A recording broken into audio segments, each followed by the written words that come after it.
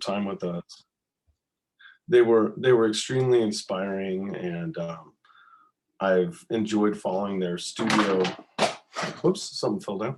Their studio practices since then. So I'm really excited to have Rick here to share with our students and faculty and visitors. And welcome, Angel. Thanks so much, Brian. You know, I actually did not realize the Allah Epticar connection. That's very cool. We'll have to talk about that. Welcome, everyone. I'm so extremely proud to be here. I'm so glad that Brian was generous enough to invite me to share my story and talk about my practice. Goran, if we can go on to this first slide, and we can actually kind of talk about, start talking about the work, and in particular, our group. So this is, so we're Tim Rollins and KOS, and we actually have morphed. Unfortunately, Tim passed away in 2017, and so we've actually morphed into Studio KOS, which was a conversation that we had actually before Tim passed away. We wanted to be a bit of an atelier, instead of having this figurehead of Tim being this person who kind of delegated, which is how it started. He was our teacher at Intermediate School 52 in the South Bronx. People you see here, Brian mentioned Rick Savignon on the left, and then you have Tim in the middle, Robert Branch, then there I am at 18 years old in the plaid shirt, Carlos Rivera, Victor Llanos, and then my younger brother, Jorge Abreu, with the pen cap there. And we kind of considered ourselves like it was an art gang in the middle of the South Bronx, right? We were surrounded by lots of violence, lots of abject visuals, and we were defiant in that. And you know, to be honest, we didn't know what was going on when we first started. I can only speak for myself, I guess. I was 12 years old when I first started in this quote unquote program. Tim invited me to the studio.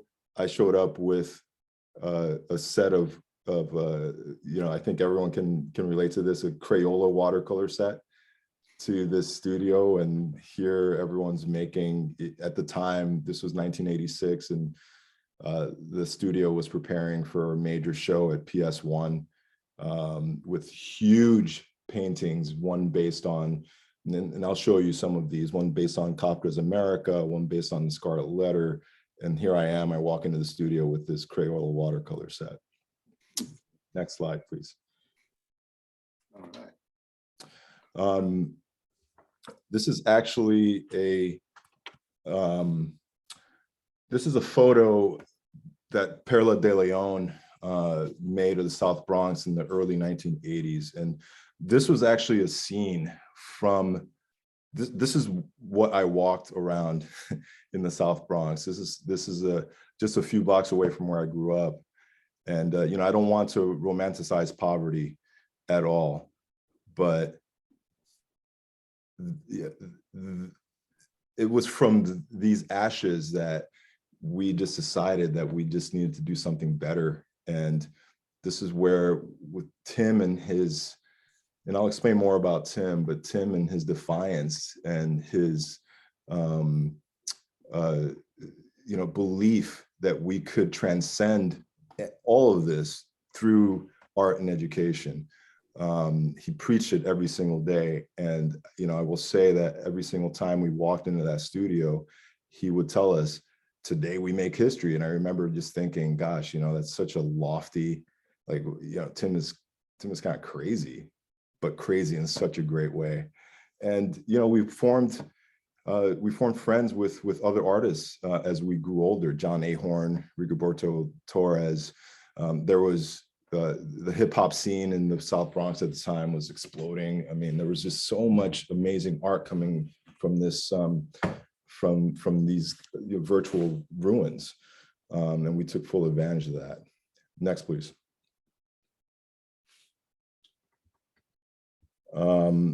This is a scene at the studio, and we would always, very early on, so I think this was like 1988, that's me on the right,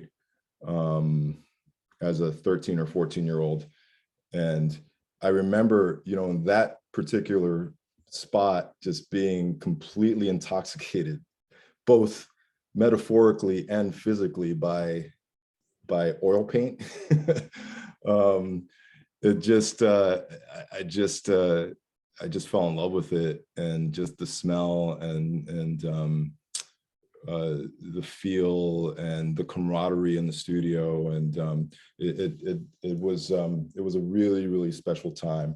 And in particular, here we were working on a work based on Stephen Crane's The Red Badge of Courage, and you can see up on the wall there's a bunch of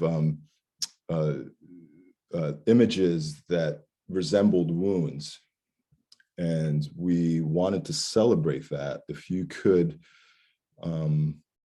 make a wound that's almost like a cosmos, that is transcendent, that transforms you, that represents you in a way, what would that wound look like? But it's not anything, it wasn't about it wasn't negative, it was about hope. And that's where we always come from. And it's not about being naive either, but really about looking towards the future. And you can see here as a 14-year-old, I mean, I'm sitting there like I'm laughing, which we did a lot, right? So we had all this grave kind of things that we dealt with, but we always dealt with it with laughter and camaraderie and love. Next, please. So this is Tim Rollins, and Tim actually, he's a completely gifted artist and could have been his own artist. He actually really could have gone on his own, but he was a total nonconformist in the mold of Henry David Thoreau and Ralph Waldo Emerson and Rosa Parks. And Tim always thought of art as the best form of civil disobedience, and he lived that. This is something that he preached every day, and honestly, to the day he died. Tim actually I'm living in Western Massachusetts now. He came to New York in the 1970s to study at School of Visual Arts with Joseph Kosuth. He really took to conceptual art. But Tim actually was, he grew up in central Maine, very, very poor area. In a lot of ways, I think that this is where we had a big connection, is because Tim really understood the pitfalls of short expectations, right? And what I mean by that is years after we had graduated from Intermediate 52, Tim told us stories of how our teachers spoke about us. And they always made fun of him for investing so much time in us, investing so much of his mental energy in us. And why would you do that with these, quote unquote, and he honestly did say, with these animals, which was, interesting to hear, because we felt that. I felt that at that school. Like I felt, I didn't feel like the teachers were really putting that much into us and investing that much into us, but Tim certainly did. At any rate, Tim was only supposed to be at this school for 2 weeks, and ended up staying for 7 years. And the Bronx, in a lot of ways, Tim would always say that that he came to the Bronx, but the Bronx spirit was already in him, and he stayed there until the day he died 30 years later. Next, please. So these were some of the early works that we made. So as you could see from the Perla image earlier where there were bricks strewn all over the streets. And so we decided to take some of those bricks and transform some of that abject imagery and make them beautiful, and also show what we were dealing with in the Bronx. And so these were some of our earliest works. We ended up taking these to Robert Feldman Gallery, and he had kind of like an open call for artists, and I think we sold these things for like $15 each. And Robert Rauschenberg bought one. Leon Golub bought one. And so we actually got like a lot of these major artists who were very supportive, and that was very heartening for us at the time. Next, please. And so we actually decided to move on, and not necessarily be so, how do I say this? So we didn't want to show all the abject. We want to actually maybe transcend a little bit. And Tim got this idea that really maybe what we need to do is use literature as a medium for making art. And in a lot of ways, he wanted to be subversive in what he used. So he was like, look, let's use literature that doesn't belong to you, quote unquote, right? So here we have, this is based on Franz Kafka's America. And Franz Kafka never set foot on America. And this particular piece of literature spoke to us because there was a protagonist from Germany, had huge trials and tribulations while he was in, I think what the city that he was in, and Kafka doesn't really describe it very, and I think he's good at doing that. He didn't want to be very descriptive about exactly where it was supposed to be, but I think it's New York City. And at the end of the book, the last chapter, The Nature Theater of Oklahoma, when he decides, I don't want to be here anymore, he starts hearing this cacophonous sound, and he follows the sound, gets louder and louder and louder until he reaches this huge tent. And in the tent, he walks in and he sees all these people dressed as angels on these huge pedestals, blowing haphazardly on these horns, right? And there's all these placards that say, everyone is welcome, anyone can be an artist. And so for us, we're like, man, this is the greatest metaphor for what we all do here, right? We join this circus. It's basically a traveling circus, but we join this circus and we just we go along, and we go this way and we go that way. But there's a sense of belonging, right? Because we're all kind of misfits. We're all X-Men in a lot of ways. And so what we actually challenge each other to do, again, kind of along the same line as the Red Badge of Courage from earlier, is that if we could design a golden horn that represents you in every way, what would that horn look like? And so that's what these things became, is these huge murals with the book pages adhered to the back.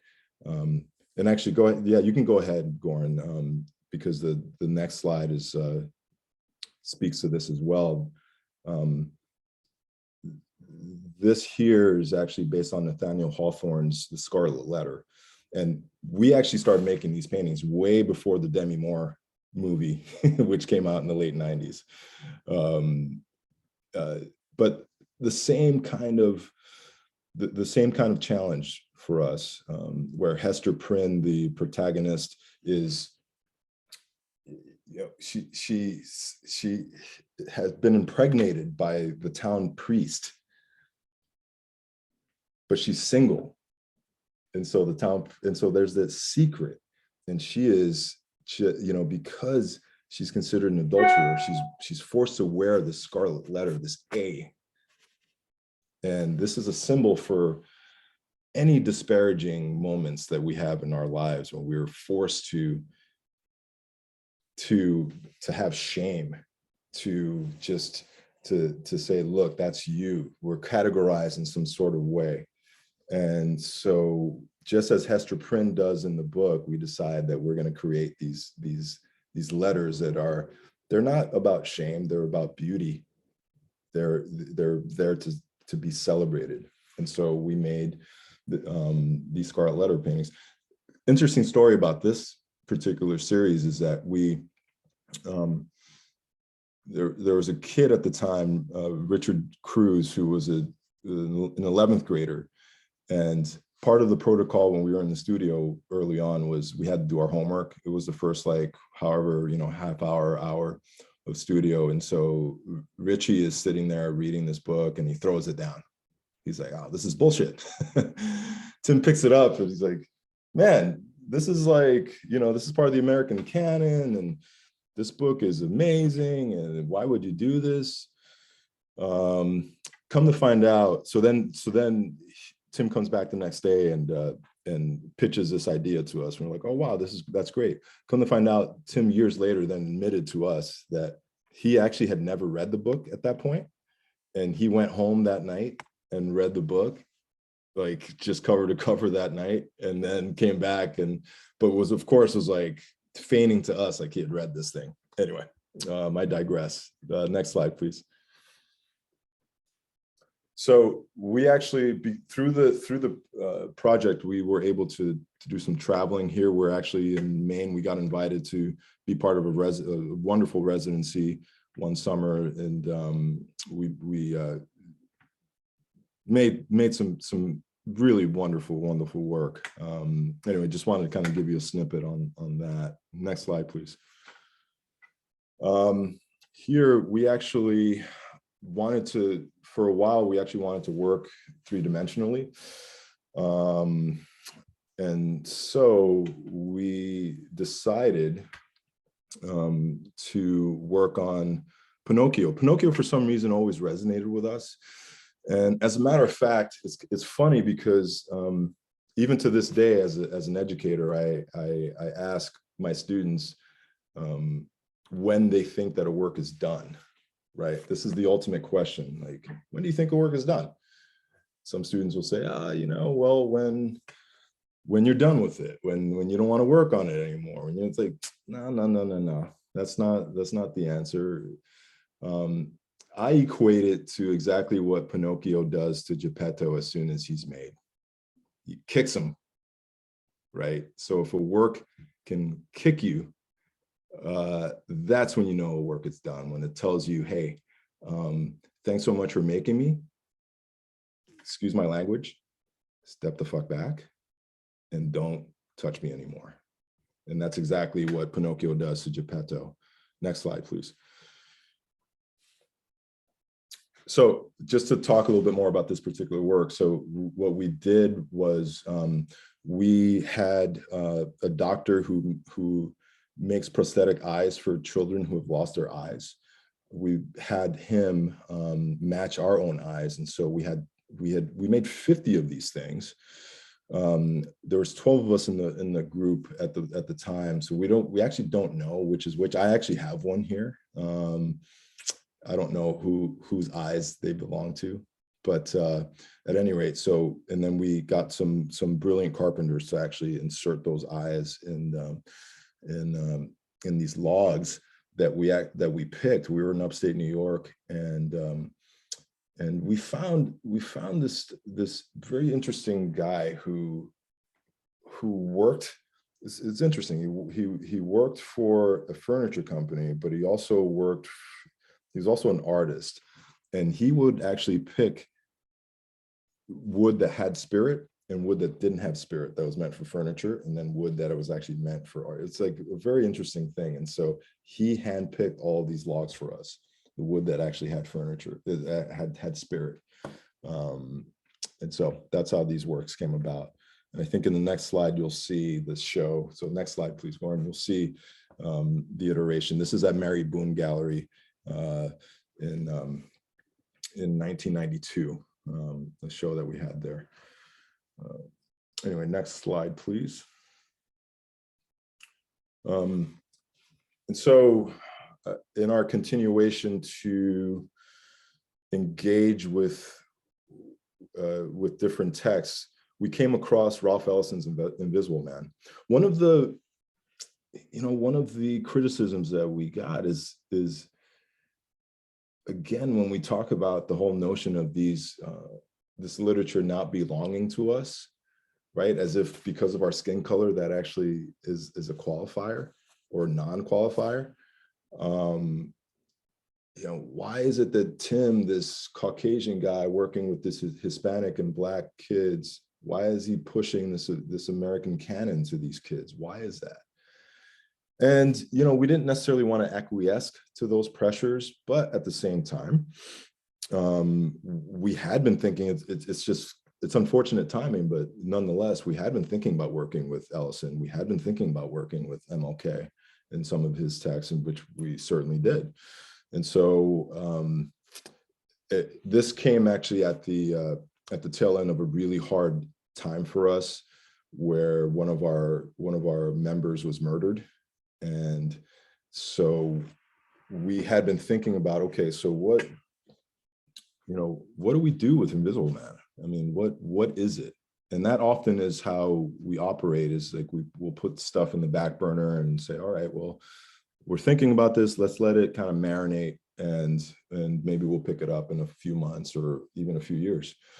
And then Chris Hernandez was senselessly murdered, and we were just so distraught. And we were sitting around, and we saw the headline. It was actually kind of a big deal, because he was murdered with a group of other it was 6 or 7 people. It was like he was in the wrong place at the wrong time, and it was Valentine's Day, and so there was a big headline in the Daily News. I think we can all kind of see those big block letters, right? Like victim or something like that, right? And so we saw victim, like, okay. And then I think it was actually my brother, George, who then cut out the V, cut out the I, cut out the C, and then we made fun of, like, oh, Tim, look at this, it says Tim. But then we cut out the T, and we had these big block letters, I am. And next slide, please. And then it got us thinking about civil rights in the 1960s, and I am a man, I am a woman. And in a lot of ways, and then there was a big connection. At this point, we were a little bit older. So I was in college at the time, a little bit more mature, we became more of a think tank. And we started talking about the significance of this I am. And actually the fact that Ralph Ellison, in a lot of ways, he actually didn't like the I am a man, but to make this connection between the two just seems so flawless, and it's exactly what needed to happen. And so that's what we did. Next slide. And so this became a whole series in and of its own. And this right here is actually, we decided to invert the I am, and have the text actually come through, and in a lot of ways have the text become kind of defaulto poetry, kind of like accidental poetry, because of these. And then, but you have the points, and it just, there's so many significances just from this little accident that we came upon. And that's a great lesson for what art making is just continuing on a certain journey, and just kind of going with it and letting it kind of speak to you, right? So, all right, next slide, please. So this work is based on A Midsummer Night's Dream by Shakespeare. And, this came at a time, well, two things. So we talk about the accidents, right, that happen in art making. The other thing is, and I think people can relate to this, is there's no greater motivator than a deadline, right? And so Tim and I, we were supposed to be doing a workshop at the College of St. Rose in Albany, and we had decided that we're going to do something on A Midsummer Night's Dream. Had no idea what we were going to do. And a couple of weeks before, we were scrambling and we were losing sleep, and we were, all kinds of stuff, reading the text and mining the text and talking about how Felix Mendelssohn, who wrote the score based on Midsummer Night's Dream, was only 16 years old when he wrote that, and that resonated with us. And then Puck, who, I don't know if anyone's read the play, but I mean, Puck is the ultimate artist, placing these flowers on people's eyes, and upon waking up, the first thing they see, they fall in love with, right? So you think about that, and Puck was he was mischievous with this. He used that power in good and bad ways. The other part that really struck us about this work, me in particular, was I'm a huge W.E.B. Du Bois scholar and fan, and there's a line in The Souls of Black Folk where he says, "I sit by Shakespeare and he winces not." And I remember reading that as like a 15, 16-year-old and going, what does that mean? And then it wasn't until later that I got to understand, like, as I've been talking about this, Shakespeare, all of these things, Nathaniel Hawthorne, that was written for me just as much as anyone else. This literature is not meant to languish in Ivy League libraries. It really isn't. It's not meant for grad comparative lit students to dissect. It's meant for me. It's meant for me to bring my experience to it, just like any art is. You bring your experience, and in that way you collaborate with that work. And so for making these things, it was just a lot of fun. We continue to make them. Next slide, please. This is just a close-up of one of the Midsummer paintings. That's a mustard seed. So mustard is one of the characters in the play. And so we decided it'd be kind of goofy and fun to actually plant that mustard seed, because the whole notion of the mustard seed is that it have this little tiny seed that can grow up to like a 25, 30-foot tree, which is amazing. And again, another metaphor for art making. Next slide. And so this work is, I mentioned W.E.B. Du Bois. So this work is based on his book Dark Water, written in 1920. It's amazing, absolutely amazing, when you go back and read something, especially this particular text from W.E.B. Du Bois. He has this chapter called The Immortal Child.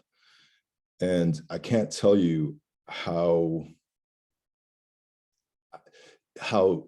disheartening it is that a lot of the things that he talks about just over 100 years ago are still prevalent these days, about education, about equity in education, just all the social ills that we still face, that we actually have to continue. And I'm not naive to say that, yeah, that we may be done with a lot of these things, but it's pretty disheartening. Nonetheless, I digress a bit. Next slide, please. And so what we decided, W.B. Du Bois, and actually this is, he talks about a river. This is in Great Barrington, which is just like 15 miles away from here, proud to say. And he talks about this golden black river.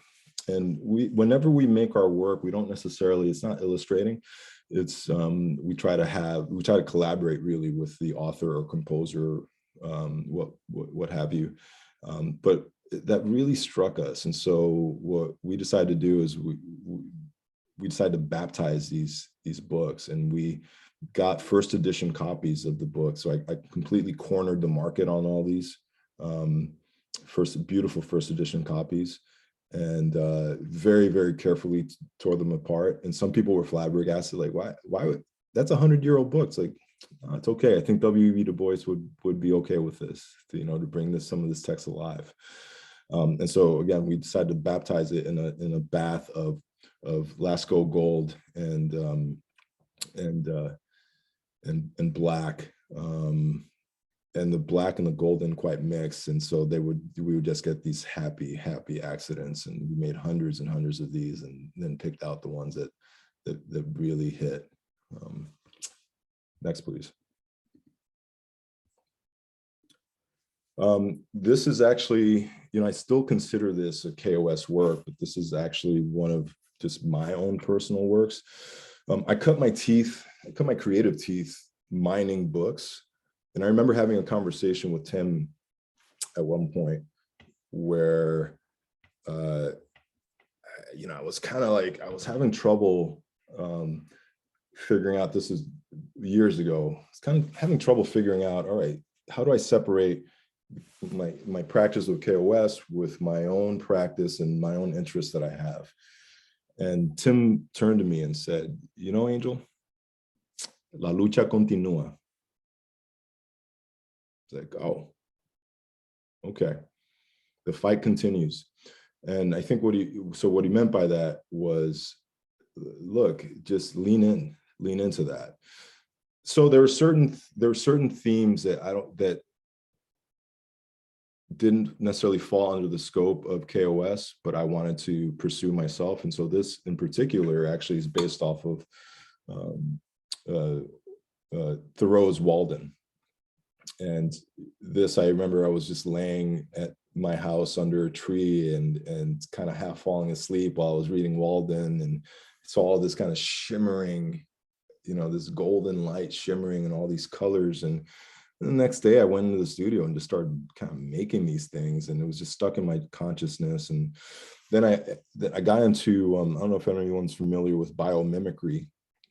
So I started reading about biomimicry and the whole notion that these, and really in particular beehives, and the whole notion that of incorporating these natural shapes into structures, into actual structures. And so all of these structures I actually projected up and had them be coordinated. So I had like beehives projected and then had all the shapes coordinate with those. So there's a sort of rhythm to it, a very intentional rhythm that I achieved with these things. And I think, and I was kind of tapping into Thoreau a little bit with this. So I'm really happy with this work.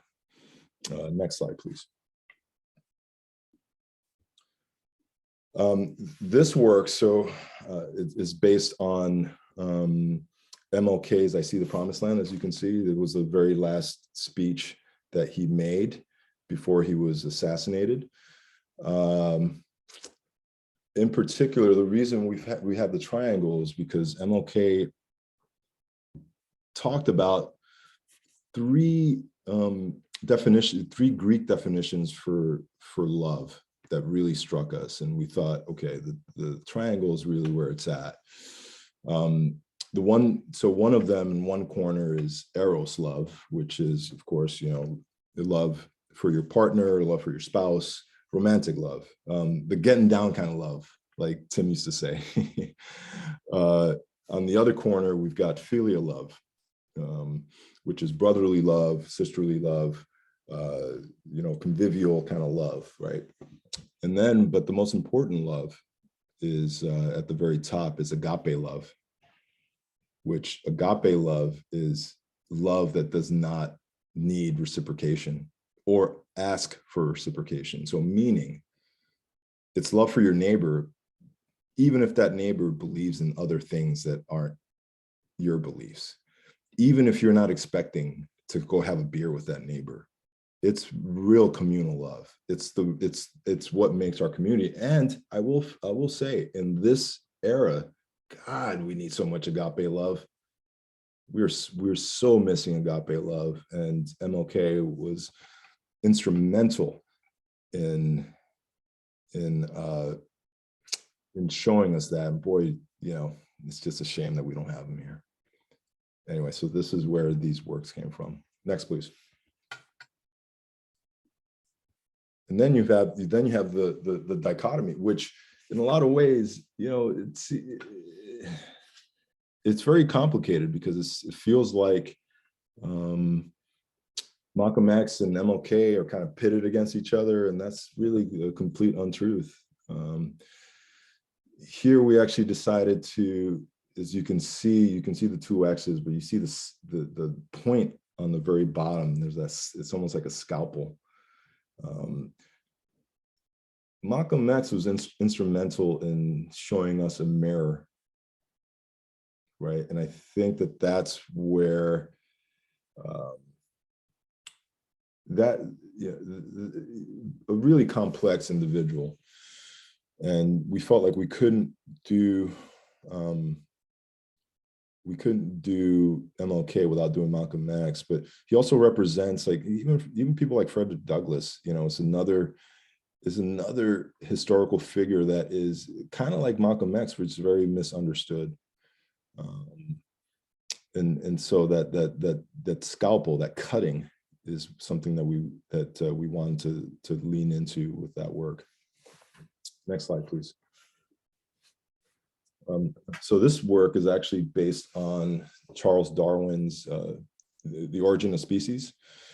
And as a matter of fact, if you can see at the very top, that's the actual tree of life that he an illustration of the tree of life that he actually drew in The Origin of Species and how it works. And so this is actually really funny, because we're trying to figure out, okay, how are we going to do this? And we made we were hand drawing them, and they looked super goofy. We wanted to make these mutations, and they just didn't manifest the way we wanted them to. And then finally, we actually got someone to make a stamp for us. And so we just started stamping these things. Next slide. And so then they became like these abstracted kind of mutations of the tree of life. And the great thing about this is that we got the way we developed this work, and I think Darwin completely spoke to us, because we were lucky enough to get a project at the University of Edinburgh, where we got to actually use Darwin's library where he worked as a studio. And I'm not kidding. We felt Darwin's kind of spirit coming down and say, yes, this is what you need to do. Yes, yes, yes. I mean, we were so giddy with laughter, and so happy making these works. And then we've continued making them, but we definitely feel that we collaborated with Darwin. Next slide, please. So, this is the very first workshop that we conducted after Tim passed away, and that was it was a really, really hard year, because it's been a hard several years. We were trying to figure out, okay, what are we going to do? Tim's not around. We need to keep the legacy going. So we actually conducted this workshop at Lehman Maupin Gallery in 2019 with some School of Visual Arts grad students, and we used James Baldwin, The Fire Next Time, as the text, and and we actually did it on Tim's birthday, and so I think Tim was there. Next slide. And so this is Studio KOS now. So we've got Robert Branch on the left, Rick Sauvignon, as Brian mentioned, me, and then Jorge, my younger brother, on the right. And that's in front of the America painting that I showed you earlier, which is hanging at the Museum of Modern Art in New York City. Next slide. So we conducted several online workshops through COVID. This one in reaction to what happened in Minneapolis. And we actually had a project with the Walker Art Museum all set up where we were supposed to go in person, but obviously this was before the pandemic. And one of the wishes that we had is like, we thought, well, you know, if we do these workshops, it would be great to maybe talk with a local artist or politician or someone in the area. So we're not just going in, doing some workshop, dropping the mic and leaving. We want some lasting effects. And so at the top of our list, we thought, is there any way we can talk to Keith Ellison, the Attorney General? And the museum had a connection to him and he said yes. And so I just like to play just quickly. I just like to play this if possible. It's just like a minute. Just so it's a little montage of what we did with the Walker folk. I think I gotta stop sharing and then share again because Okay. I don't think I allowed sound. So if not, it's all good. We don't, it's not that important. For sure. No, don't worry. You know what? Let's move on because I think we're over time a little bit. We are. Do you not want to play it? No, we can if we. Yeah, it's cool.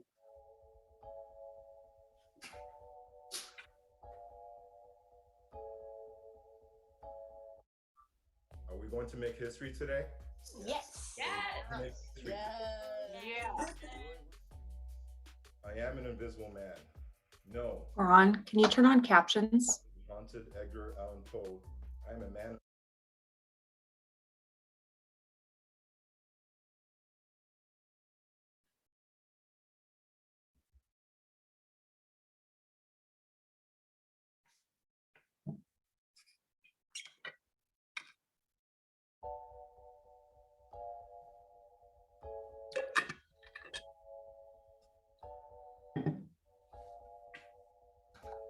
Yeah, I tried to turn on captions, but Want to make history today? Yes. Yes. I think it's not doing it for the video. Maybe it is. I am Okay. an invisible man. No, I am not a spook like those who haunted Edgar Allan Poe. I am a man of substance, of flesh and bone, fiber and liquids, and I might even be said to possess a mind. I am invisible simply because people refuse to see me. The invisible man now is us thinking about how that stands in the world of social media. That same element of being like highly visible while also invisible. There is this idea when you're Black of feeling invisible, right? Walking into a store, people ignore you until you're the focal point of their attention, right? Books are not just to be read, but they're to be used. So now it is time to actually make the work. We're gonna ask you to pick a color that symbolizes who you are.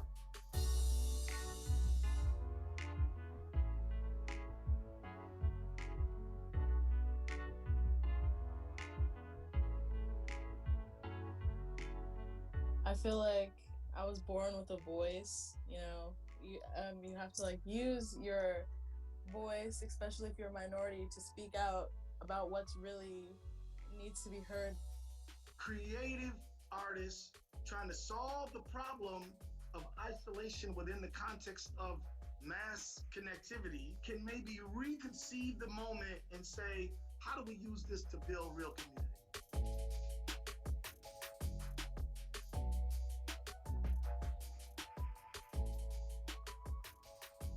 Great, thanks, Warren. Yeah, I mean, and Keith, Attorney General Keith Ellison did this actually while he was prosecuting the George Floyd case, which was just, I mean, Florida. And his office basically told us, well, you just can't ask about George Floyd. but he offered lots of information during this. He was very candid and very generous. It was quite amazing. Next slide, please.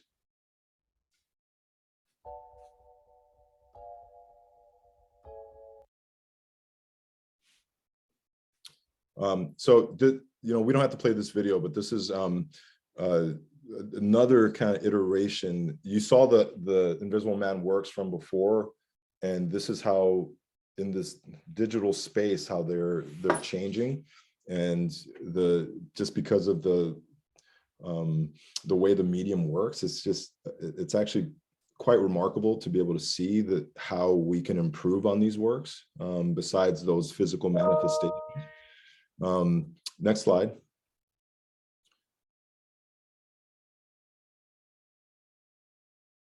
I am an invisible man.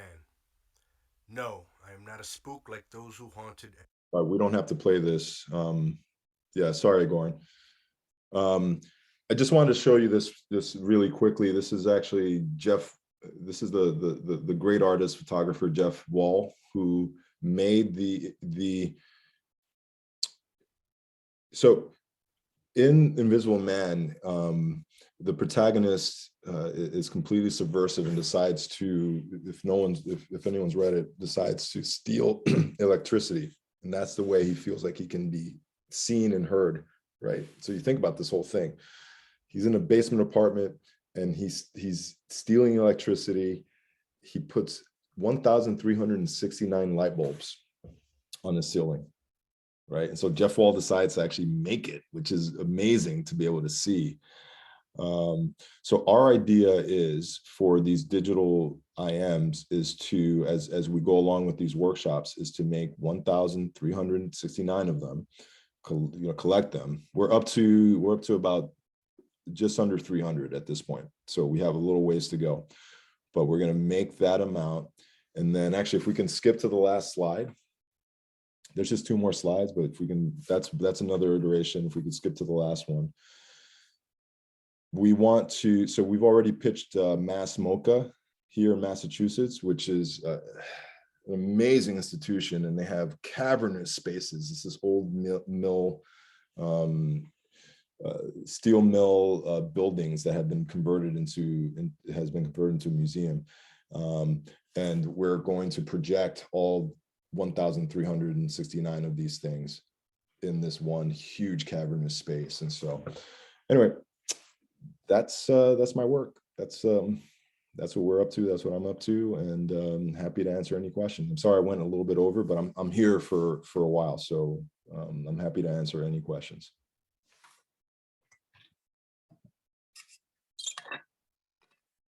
And thank you, Goran. I'm so sorry that with the technical difficulties. Well, thank you, Angel. I made a few mistakes when I was. No, you're good. Good, man. All right. I think that there were some questions probably in the chat that we can. I know I've noticed there was one question earlier from Greg. Who does art belong to? Can it only be appropriately enjoyed by others of the same culture or race? Though that sounds like a rhetorical question, it does bring up discussion over what makes a literary canon and who should and should not be read and appreciated. Maybe art belongs to the person who's affected by it, and that alone. You know, it's a really interesting question. Thank you, Greg. I mean, yeah, you know, I actually really have, there's certain issues that I have, especially with institutions, and this will bring up a whole other set of questions that probably beyond the scope of what we can answer here. But like, think about art in itself, right? So especially in institutions where it's cool in the summer and warm in the winter, and in a lot of ways we treat art better than we treat each other. And it you know, that it just should not be. It's funny, who does art belong to? I don't know. I honestly believe in this Dewinian principle, this kind of, again, with the triangle, where, you know, you've got the artist, right? And you curate your own experiences as much as you can curate, right? Because you can't really control everything that you experience, but you can curate some of the things that you see, some of the things that you do. Then you got the artwork on another corner, the materials, the things that you put together, and then they manifest into something. But then the one thing that people forget is that third corner is the actual person bringing the experience to it. And I think that that's a really important component. So when we talk about who art belongs to, I think that you can't really talk about that unless you have that third component. You know, I know that people talk about, well, yeah, I make art for myself. No, you don't. I mean, you know, we don't live in a vacuum. Unless you don't want to show any of the work, and even if you don't want to show it, there's still that component, that kind of experiential thing that other person. You're not making art for an audience necessarily, unless that's part of the scope of your work. But you've got to be cognizant of that. There is that possibility that the audience is going to see, that another person will experience your work and add to their work in a way that you may not have anticipated. So, who does art belong to? You know, I think, yeah, I go back to what MLK says with agape love. I mean, I just think that it just belongs to all of us. And there is no, you know, who cares about who wants to set certain standards for what art should be. And I know that we've got these institutions that, and it is problematic that show, okay, well, this is what's important and this isn't important. And that's definitely a big problem. But I don't, you know, should that stop anyone from making art? No. I mean, if you're making art to to experience fame or be well known or making a lot of money, then yeah, it's not, you may not be doing it for the right reasons.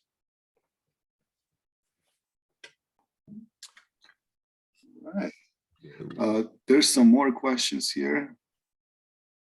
Did you always like to paint, or did you choose to participate in Tim Rawlings and Kids of Survival as a means of personal safety? Great question. Both. I loved painting. I loved drawing. But also the 3 blocks to the studio were harrowing. They were. And my parents were really strict, so they did not let me leave the apartment. And we lived in I mean, my mom still lives there, where the apartment where we grew up in the Bronx. And so in a lot of ways, it's like, I just wanted to get out of the house, you know, like, get me out of here. And so, but also it did, it did feed into a huge interest of mine, and I'm so glad. I mean, you know, I can't tell you how grateful I am that I met Tim, and it was like it honestly was a lightning bolt moment. You know, I think we all have those moments where it's like, boom. It was one of those moments for me when I met Tim. I was like, whoa, I'm going to spend a lot of time with this dude. Really felt that way. Yeah, we have some more questions. So what is it that inspires you today? Like, as far as like, what is some of the, you talked about that, about, you know, literature. Yeah.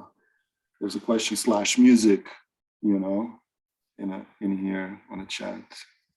Well, this might not be part of the may not be part of the answer here, but I just recently got, and I think, so Brian knows this, I got a gift, I got a record player a couple months ago, and oh my goodness, it's just bringing out so much in me. It's like, it's kind of crazy, and just being able to listen to music in a different way than we've been used to in the last 25, 30 years. But as far as literature and music these days, you know, there's always these things on the back burner that just sit in my consciousness. And most recently, I've really been getting into William Faulkner work, and I've just digging it so crazily. And I'm a little obsessed, and I'm trying to work it out. And so, but it's that kind of like, you know, following that obsession and seeing where it takes you, is what I've been doing. So.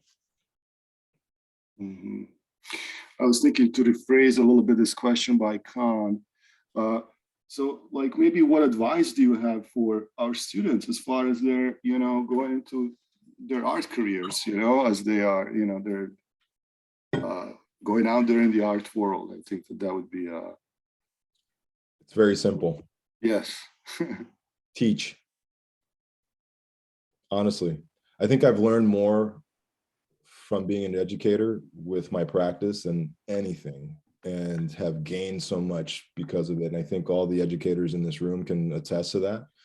A lot of times, so you'll be sitting there with a student and you'll say yada, yada, yada. And then I'll step back and say, gosh, I need to listen to my own advice. But that would be my biggest thing is, you know, if the work needs to be seen, it's going to be seen. It just is, right? And so I would say teach, spend a lot of time, like Robert Ryman talks about, even if you're not feeling it one day, go into your studio every single day that you can. And even if you're just sitting there paying bills, do that, look at the work, feel the work, think about that, you know, when a work is done, you know, that whole Pinocchio kicking you. That's the biggest thing. It's just, it's teaching and listening is the biggest thing. I know that, you know, those can seem kind of, yeah, it's, I'm sorry, I don't have like a secret weapon as far as like how to, but you know, a lot of times, especially with my undergrad students, like, who am I to tell you what you need to do? I mean, I'm just here to be a coach for you and to give you technical advice and to give you art historical references that you may not be aware of.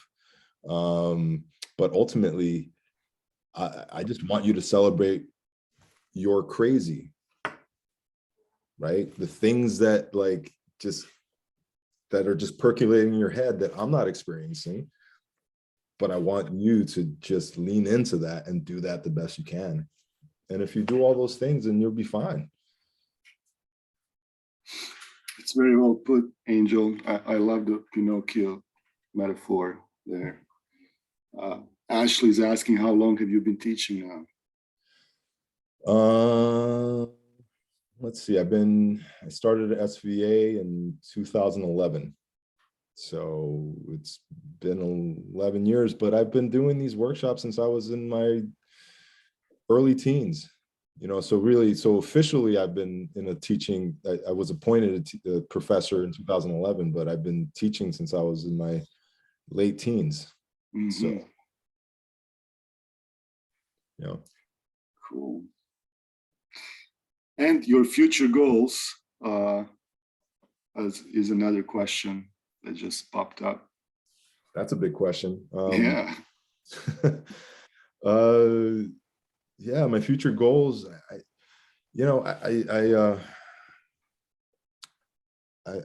just I was only supposed to be teaching here for one school year, this past school year. I just signed on for a couple more here in Western Massachusetts in farmland, and it's been awesome.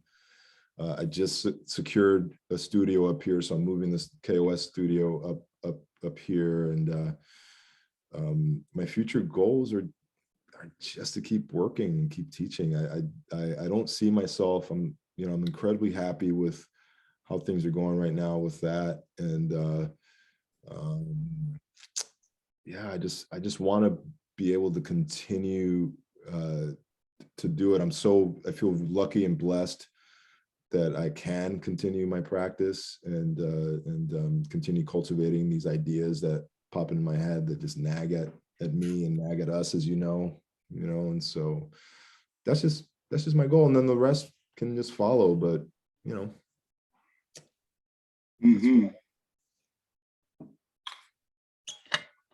that's a great question. Yeah. Are you reading the questions too? Yeah. You mentioned some books have, let's see, book pages in your work. Is there a book that you recommend everyone reads? Oh my goodness. I mean, honestly, if you have not read Invisible Man, do yourself a favor. And it's not light reading, so don't, it's not beach reading, but do yourself a favor, read Invisible Man. What are some other books? It's some recent stuff. I've been reading a lot of the physicist Alan Lightman, which is really mind-blowing. Look it up, Lightman, Lightman. Anything, Einstein's Dreams, stuff like that. Eric Kandel is another book. I mean, it's not necessarily stuff that is another great author, neurophysicist, who, yeah, just changed the way that I look at how I approach looking at abstract art.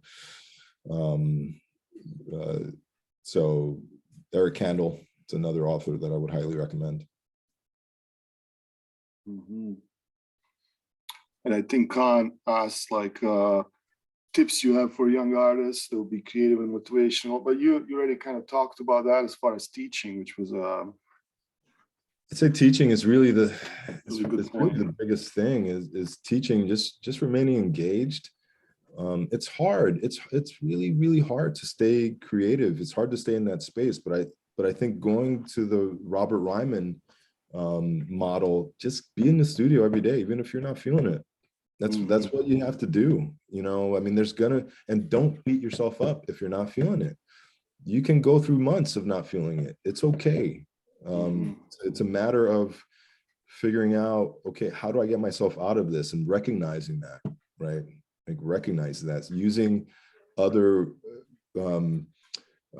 whatever it is that is creative fodder for you, kind of recognizing those things, but also not beating yourself up if you're going through long spells of not feeling it. It's okay. It really is. It doesn't mean it, it's not catastrophic. And I think as well, like the collaborative aspect of you working with and finding a group, was that really important? I mean, that seems that it was really important for you in your development. Oh, definitely. Yeah, no, there's no doubt. I mean, the biggest thing, and for us, and this was the difficulty, is it's two parts. So in a lot of ways, we had to check our egos at the door, because we come up with an idea, and Rick could tell me, you know what, Angel, that idea is whack, man. I'm like, all right.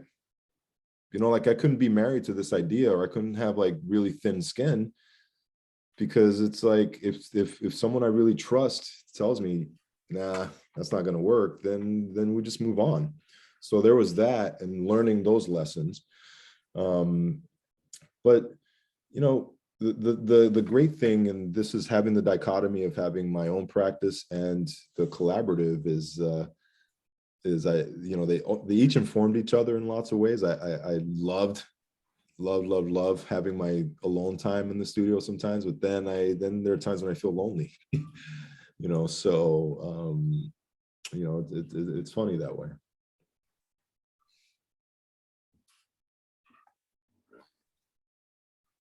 Is it ever difficult to convey emotions in your art, or is there ever a mental blockage? Because I find emotions very hard to shuffle through personally.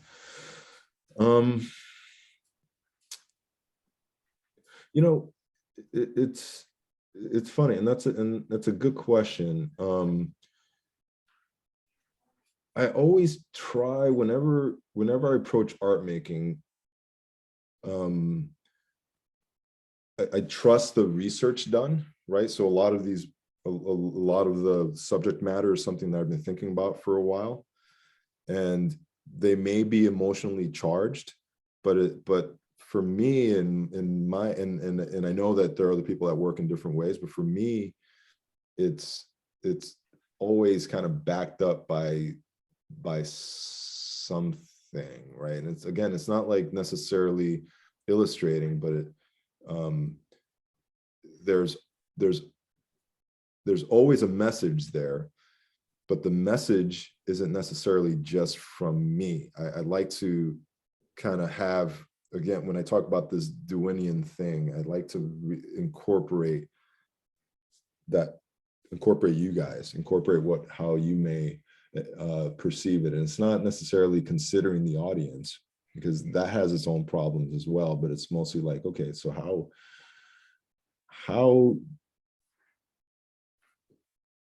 it's finding those intersections, right? So there are times where, make something and it's emotionally charged, but I don't, for me, Donnie, it's not something that that is fodder for my work. I don't know if it makes any sense. Like I really try to kind of divorce the emotion from it.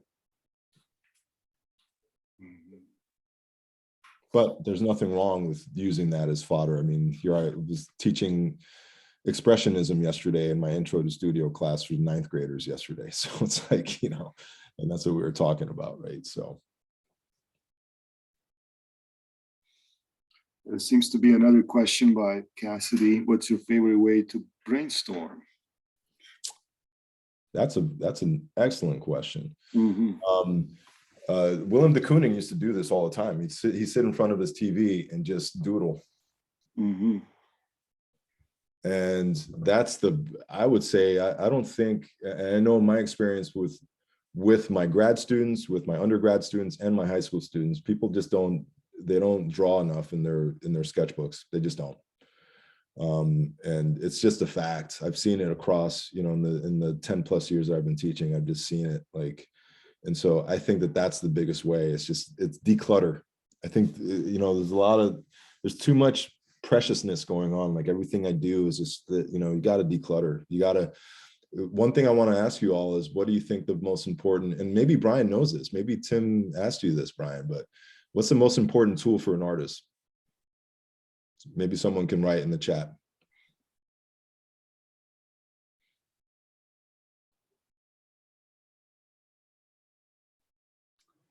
Yeah, I don't know that Tim asked me that, or if he did, my old brain forgot about it. Yeah, those are okay, Ashley. Those paper and pencil, yeah. I think we're thinking too literally, but this is an actual thing that most people have anywhere.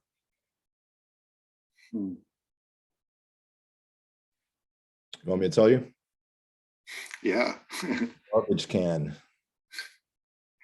Good. Garbage can. It's a good one. And it's just the truth. It's just, you know, you gotta make. You gotta just make. And there's lots of times, and if you can emulate Francis Bacon's studio in some way, just have junk everywhere, that's a good thing. Because just making is that's how you brainstorm, is decluttering and making. That's a good one. I like the image of Francis Bacon studio in my head now.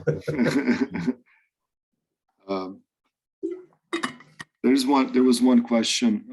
If an artist would like to address social issues within their work, do you believe that there's a certain way to go about it appropriately? And how does addressing social issues in art work to benefit our society? Wow, that's whew. You know, there's a certain, I honestly believe,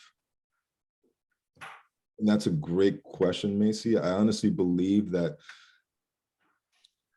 artists have a certain responsibility to address social issues within their work. I just do. And if you don't, you know, that's fine. But you know, in a lot of ways, what I see artists do is put up a mirror to society. And we certainly did that. Certainly had those opportunities, or have had those opportunities in the last 6, 7, 8 years. But I don't know if there's a right way of going about it. I just feel that the only right way is that how it feels to you is the right way. It goes back to what I was saying, like I don't, you know, it's not within my realm or authority to tell you what you need to do, but whatever you do it to the best of your capabilities, and you do it as responsibly as possible. That's the for me the biggest thing. Yeah, but I honestly do feel that we do have, as artists, we have a responsibility to put that mirror up to society. And don't worry, because a lot of times, especially if it's something that's controversial and that really, really stings, it's something that's not gonna take for a while, right? Like, in a lot of ways, you gotta wait for society to catch up to you. as far as like what you're seeing and what you're portraying and what you're showing with that mirror, right? Yeah, as long as you're not hurting yourself, then you're all good.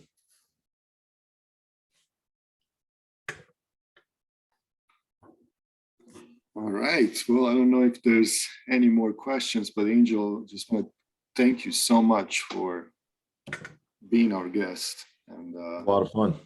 Yeah, thank you, Angel. Thanks, Brian. Thanks, Goran. This was really a lot of fun, everyone. And feel free to reach out to me if anyone has any questions on the side or, you know, whatever. It's all great.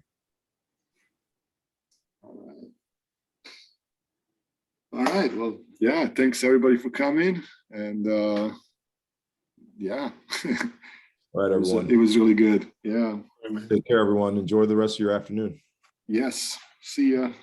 Bye. Bye now. Bye-bye.